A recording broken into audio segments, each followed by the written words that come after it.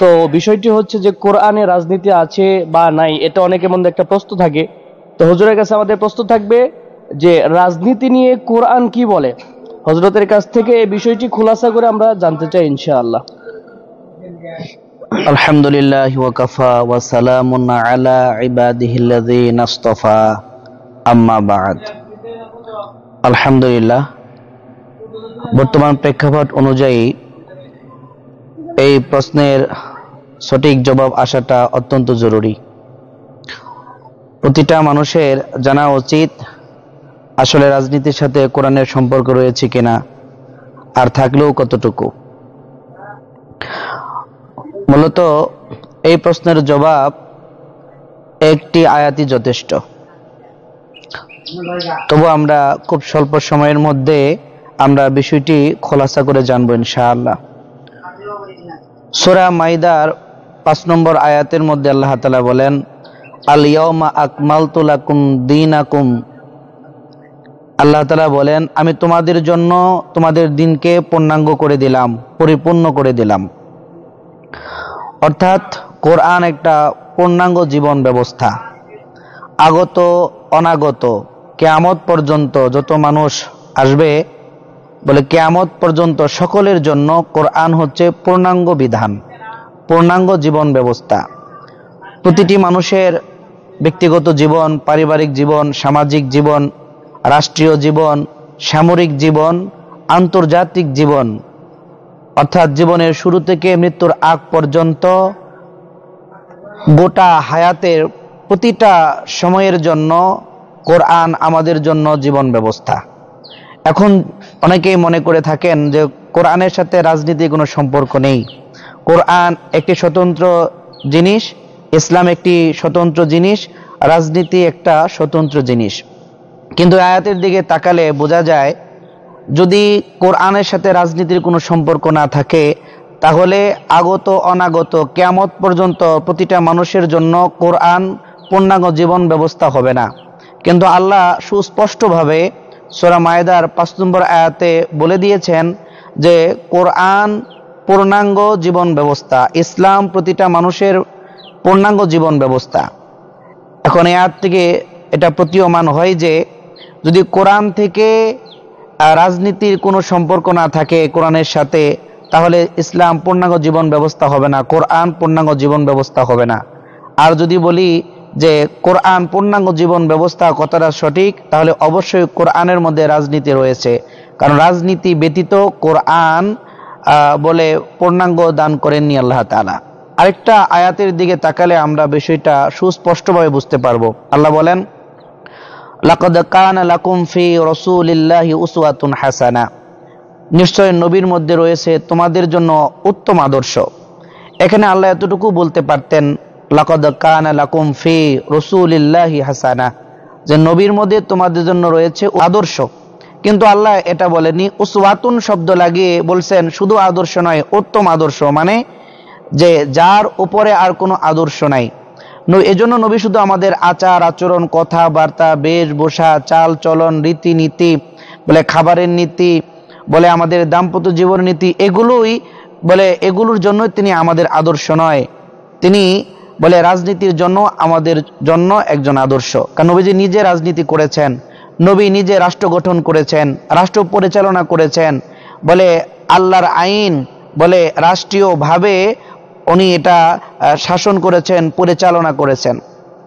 কারণ আল্লাহ তাআলা কোরআনে বলেছেন, সূরা মায়েদার 44 নম্বর আয়াতের শেষ অংশে বলেছেন, ওয়ামাল্লাম ইয়াহকুম বিমা আনজালাল্লাহু উলাইকা হুমুল কাফিরুন।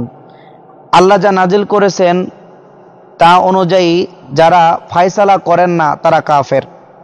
আবার 45 নম্বর আয়াতে বলছেন, ওয়ামাল্লাম ইয়াহকুম বিমা আনজালাল্লাহু উলাইকা হুমুজ জালিমুন। আবার 47 নম্বর আয়াতে বলছেন ফাসিকুন। অর্থাৎ যারা মানে কোরআনকে অস্বীকার করবে, কোরআনের কোনো বিধিবিধানকে অস্বীকার করবে, বলে তদ অনুযায়ী আমল করবে না, অস্বীকার করবে, তারা কাফের। যারা স্বীকার করে কিন্তু মানে না, তারা ফাসিক, তারা জালেম। এজন্য নবীজি সাল্লাল্লাহু আলাইহি ওয়াসাল্লাম বলে তিনি আমাদের জন্য আদর্শ। তিনি কোরআনকে জমিনের মধ্যে বাস্তবায়ন করেছে। এই জন্য কোরআন অধ্যয়ন করলে দেখা যায় আল্লাহ কোরআনের মধ্যে নামাজের কথা বলেছেন 82 বার, জাকাতের কথা বলেছেন 82 বার, হজ ফরজের কথা বলেছেন একবার, রোজা ফরজের কথা বলেছেন কোরআনে একবার, আর রাজনীতির ব্যাপারে আল্লাহ তাআলা বলে কোরআনুল কারীমের মধ্যে বলেছেন 903 বার। যেই প্রেক্ষাপটে যে নবীজি সাল্লাল্লাহু আলাইহি সাল্লাম রাষ্ট্র গঠন করেছেন, রাষ্ট্র পরিচালনা করেছেন, এমনকি বলেন সাহাবাই কারাম আবু বকর সিদ্দিক রাদিয়াল্লাহু তাআলা আনহু থেকে শুরু করে আলী রাদিয়াল্লাহু তাআলা আনহুম সহ যে যত সাহাবা 4 জন খলিফা ছিলেন, বলে ওনারা 30 বছর বলে রাষ্ট্র পরিচালনা করেছেন, ওনারা রাজনীতি করেছেন। সর্বশেষ কথা হলো এই, যেমন রাজনীতি নিয়ে কোরআনুল কারীমের মধ্যে একটা সূরা রয়েছে, সেটা হলো সূরা মুলক, যেটা বলে রাজত্বের সূরা বলা হয়। বলে মানুষ কোথায় রাজনীতি করবে, বলে কোথায় বলে আল্লাহর বিধান বাস্তবায়ন করবে, সেটা হলো জমিনে। এজন্য জমিন নিয়ে রাজত্ব নিয়ে আল্লাহ কোরআনের মধ্যে একটা পূর্ণাঙ্গ সূরা মুলক নাজিল করেছেন। শুধু একটা জমিনের মধ্যে রাজনীতি করলেই হবে না, রাষ্ট্র গঠন করতে হবে। এই জন্য আল্লাহ তাআলা রাষ্ট্র গঠনের মূলনীতি দিয়ে সূরা বালাত নাজিল করেছেন। শুধু রাষ্ট্র গঠন করলেই হবে না, বলে এটা তো কিভাবে রাষ্ট্র পরিচালনা করতে হবে, এই জন্য আল্লাহ তাআলা সংবিধান প্রণয়ন করেছেন। এই জন্য সূরা ফুরকান নাজিল করেছেন। সূরা ফুরকানের মধ্যে আল্লাহ তাআলা কিভাবে রাষ্ট্র গঠন করতে হবে, রাষ্ট্র পরিচালনা করতে হবে, এর সংবিধান প্রণয়ন করেছেন। শুধু সংবিধান দিলেই হবে না, বলে এটা রাষ্ট্র পরিচালনা করার জন্য কিছু প্রতিনিধি দরকার, যেটা আল্লাহ বলছেন ইন্নী জাঈলুন ফিল আরদি খলিফা, বলে আমি দুনিয়াতে আমার প্রতিনিধি পাঠাচ্ছি। এই প্রতিনিধি কারা হবে, কিভাবে রাষ্ট্র পরিচালনা করবে, এদের যোগ্যতা কি হবে, এদের ব্যাপারে আল্লাহ তাআলা সূরা শুআরা নাজিল করেছেন। শুধু একটা রাষ্ট্র গঠন করলাম, আইন প্রণয়ন করলাম, বলে পার্লামেন্টের বলে লোক কারা পার্লামেন্টে যাবেন, বলে এই প্রতিনিধি আমরা নির্ধারণ করলাম, তাতেও হবে না। বলে দেশকে রক্ষার জন্য বলে আমাদের বাহিনী দরকার।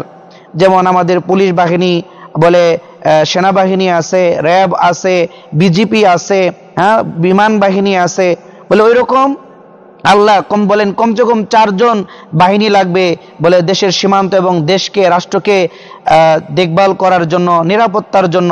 এজন্য আল্লাহ তাআলা সূরা আহজাব নাজিল করেছেন।